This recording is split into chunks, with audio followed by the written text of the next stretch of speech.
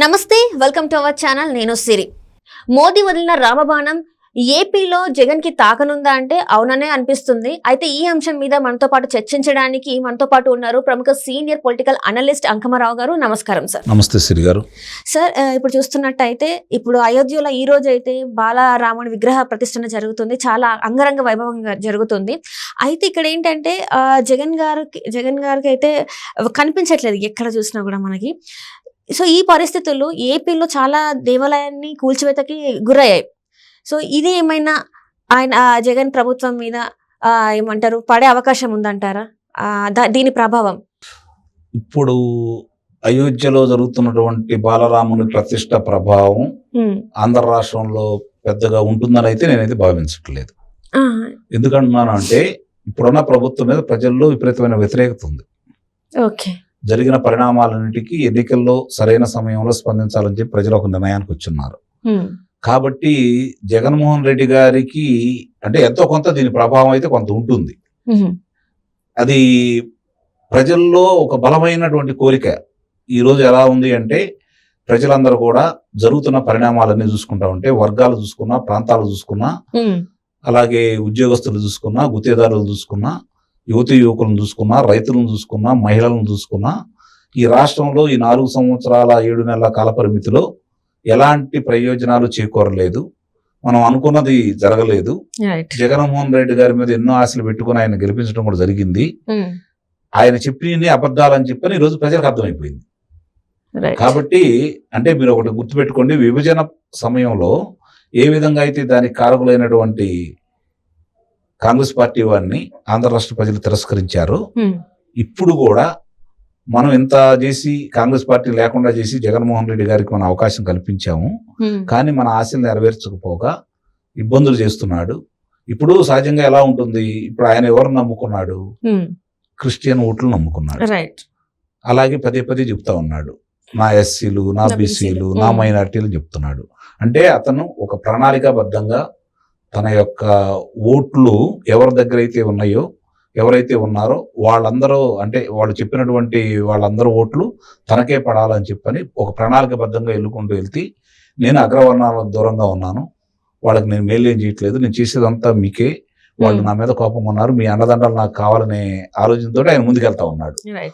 దాంతో పాటు ఈ పథకాల గురించి పదే పదే చెప్పుకుంటూ కొత్త పథకాలు కాకపోయినా, కొత్తగా ఇచ్చేవి కాకపోయినా, ప్రత్యేకత లేకపోయినా కూడా ఆయన అదే పదే పదే చెప్పుకుంటూ జనాల దృష్టిలో ఆయన ఒకవేళ రేపు పొద్దున ఈయన పోతే పథకాలు రావేమో అనే ఉద్దేశం కలగజేసే విధంగా కూడా ఆయన ప్రచారం చేసుకుంటా ఉన్నాడు.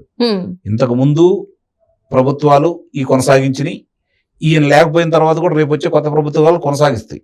సంక్షేమం అనేది కాగదు భారతదేశ వ్యాప్తంగా. ఎందుకంటే ఇవాళ ఉన్నటువంటి సిద్ధాంతపరమైన రాజకీయాలు పోయి, అభివృద్ధి గురించి ఆలోచించే రాజకీయాలు పోయి, పదవే పరమావిధిగా ముందుకెళ్తా ఉన్నాయి. కాబట్టి ఇప్పుడు ఏ ప్రభుత్వం అయినా సరే మేము ఈ పనులు మంచి పనులు చేశాము, ప్రజలకి ఇన్ని మేలు జరిగినాయి, తిరిగి మాకు ఓట్లు ఏమని చెప్పని అడుగుతారు. ఇప్పుడు ఈయన చెప్పుకోవడానికి ఈయన దగ్గర ఏమి లేవు. అంటే బటన్ నొక్కే పథకాలన్నీ వాళ్ళ అకౌంట్, నేను ఇక్కడ బటన్ నొక్కితే తాడపల్లి ప్యాలెస్ లో బటన్ నొక్కితే అక్కడ ప్రజలకు చేరుకుంటుంది, ఇదే అభివృద్ధి, ఇదే నేను చేసింది అని చెప్పేసి తను ప్రచారం చేస్తున్నాడు. అదే కదా, అదే మనం చెబుతుంది. గతంలో పింఛన్లు ఇచ్చారు, గతంలో విద్యా దీవెన ఉంది, గతంలో రైతు భరోసా ఉంది, గతంలో కౌలు రైతులకు ఇవ్వడం కూడా జరిగింది, గత ప్రభుత్వం యువత యువకులకి నిరుద్యోగ భృతి ఇచ్చింది, గత ప్రభుత్వం ఉన్నత చదువులు చదువుకొని అవకాశాలు లేని వాళ్ళకి వాళ్ళ కాళ్ళ మీద వాళ్ళు నిలబడటానికి పథకాలు ప్రవేశపెట్టి దానికి వాళ్ళకి కావాల్సినటువంటి డబ్బులు ఇచ్చేసి వాళ్ళ పరిశ్రమలు పెట్టుకోవడానికి కానీ, కుటీర పరిశ్రమలు పెట్టుకోవడానికి కానీ అవకాశం కలగజేసింది. ఎస్సీ విద్యార్థులకైతే వాళ్ళకి సంబంధించినటువంటి వాళ్ళని కొంతమందిని విదేశాల్లో చదువుకోవడానికి దగ్గర 1400 పైచీలకి ఆ రోజు విదేశీ విద్య చదువుకోవడానికి తెలుగుదేశం ప్రభుత్వం అవకాశం కలగజేసింది. వాళ్ళు ఉన్నత పదవుల్లో ఉన్నారు. వీళ్ళు వచ్చిన తర్వాత 100 మంది కూడా చదువుకోలేదు, 100 మంది కూడా అవకాశం కలిగలేదు. మొన్నటిదాకా ఆ పథకాన్ని రద్దు చేశారు. అది అంబేద్కర్ గారి విదేశీ విద్య కానుకను ఉంటే దాన్ని తొలగించేసి జగనన్న అనే పెట్టుకున్నాడు. కాబట్టి ఏది కూడా అంటే ఇప్పుడు ప్రత్యేక హోదా తీసుకొస్తా అన్నారు, మన రాష్ట్రానికి సంజీవిని అన్నారు. ఆ రోజు యువతి యువకులు వాళ్ళ ప్రయాణం చేశారు నిజమైన నమ్మి. మరి 4 సంవత్సరాల 7 నెలల కాల పరిమితులు ఆయన ఏమి దాని గురించి ఆలోచించలేదు కదా, దాని గురించి మాట్లాడట్లేదు కదా. ఇప్పుడు పథకాలు అన్నారు, మీరు చెప్పిన పథకాలు చూసుకుంటా ఉంటే ఏ పథకాలైనా సరే గత ప్రభుత్వం ఎన్ని ఇచ్చినాయి, ఇచ్చిన తర్వాత ఇప్పుడు కొత్తగా ఈయన ప్రవేశపెట్టిందంటూ ఏం లేదు, పేర్లు మార్చారే తప్ప. ఇప్పుడు ఎస్సీలకు సంబంధించి వాళ్ళకి రావాల్సినటువంటి పథకాలను చాలా వరకు దాన్ని పక్కన పడేశారు, అసలు ఏమీ కొనసాగించట్లేదు వీళ్ళు. ప్రత్యేకంగా వాళ్ళకి ఇచ్చేదంటే ఏమి లేవు కదా, అందరికి ఇస్తే వాళ్ళకి ఇస్తున్నారు.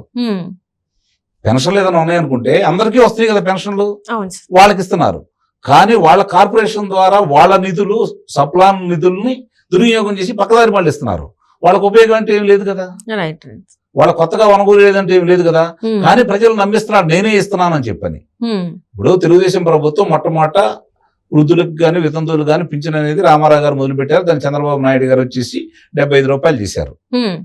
ఈ రాజశేఖర రెడ్డి గారు వచ్చేసి 200 చేశారు. అంటే 125 రూపాయలు మాత్రం ఆయన పెంచడం జరిగింది. తిరిగి చంద్రబాబు నాయుడు గారు అధికారంలోకి వచ్చిన తర్వాత 1000 రూపాయలు చేశారు, దాన్ని 2000 చేశారు. అంటే 1875 రూపాయలు తెలుగుదేశం ప్రభుత్వమే పెంచింది.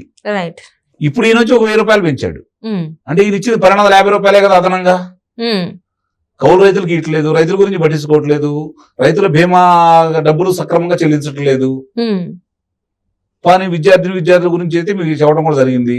ఎస్సీలకు కావచ్చు, బీసీలకు కావచ్చు, మరి ఎస్టీలకు కావచ్చు, వాళ్ళకి సంబంధించినటువంటి బెస్ట్ అవైలబుల్ స్కూళ్ళను రద్దు చేయడం కూడా జరిగింది. ఇవన్నీ మరి సివిల్ సర్వీసులకి ఆ రోజు వీళ్ళందరికీ ప్రవేశం రావడానికి ఉచితంగా ప్రభుత్వం బరాయించేసి వాళ్ళకి తర్ఫీదు ఇవ్వడం కూడా జరిగింది. ఈ ప్రభుత్వం ఆపేసింది. కొత్తగా ఏమి ఇచ్చారు వీళ్ళు? బటన్ నొక్కి అని చెప్పని అయ్యే చెప్పుకుంటూ ఆ పథకాలు ఇస్తున్నట్టు, వీళ్ళే కొత్తగా సృష్టించినట్టు ప్రత్యేకంగా చెప్పుకుంటున్నారు.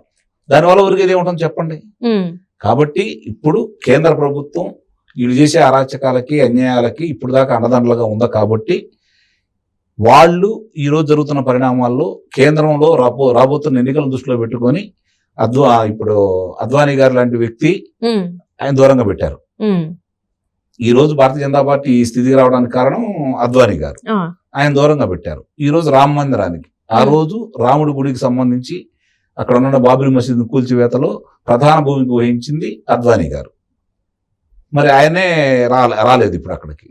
అంటే ఇవన్నీ చూసుకుంటా ఉంటే ప్రజల్లో ఉత్తరాదిన దీని యొక్క ప్రభావం ఉంటుందే తప్ప ఆయన బాలరాముని ప్రతిష్ఠ చేసినా లేకపోతే నిజంగా రాముని ప్రతిష్ఠ చేసినా కూడా ఆంధ్ర రాష్ట్రంలో స్థానిక సమస్యల గురించి ఎక్కువగా ఆలోచిస్తారే తప్ప దీని గురించి పెద్దగా పట్టించుకుంటారని అయితే నేను భావించట్లేదు. అంటే ఏపీలో చాలా గుళ్ళు ధ్వంసం అయిపోయాయి కదా సార్. సో ఆ హిందువులు ఏమన్నా దీని మీద వ్యతిరేకత చూపెట్టి, అంటే ఈయన ప్రభుత్వానికి వ్యతిరేకత తీసుకొచ్చి అలాంటిది ఏమన్నా చేసే అవకాశాలు కూడా లేదంటే జగన్మోహన్ రెడ్డి గారి మీద అనుకూలంగా ఎవరున్నారని వ్యతిరేకత రావాలని భావించాలి ఇప్పుడు మనం కదా. ఇప్పుడు జగన్మోహన్ రెడ్డి గారికి సంబంధించి ఈ రోజు జరుగుతున్న ఆంధ్ర రాష్ట్రంలో జరుగుతున్న పరిణామాల్లో మీరన్నట్టు ఏదన్నా ఉంటే, అడుగుబడుగున ఎవరన్నా ఉంటే వాళ్ళు కూడా వ్యతిరేకంగా ఓట్లేస్తారు. Right sir. కాబట్టి దాని ప్రభావం పెద్దగా ఉంటుందని అయితే నేను ఈయన పనితీరు, ఈయన పాలన మీదే దృష్టి ఉంటుంది.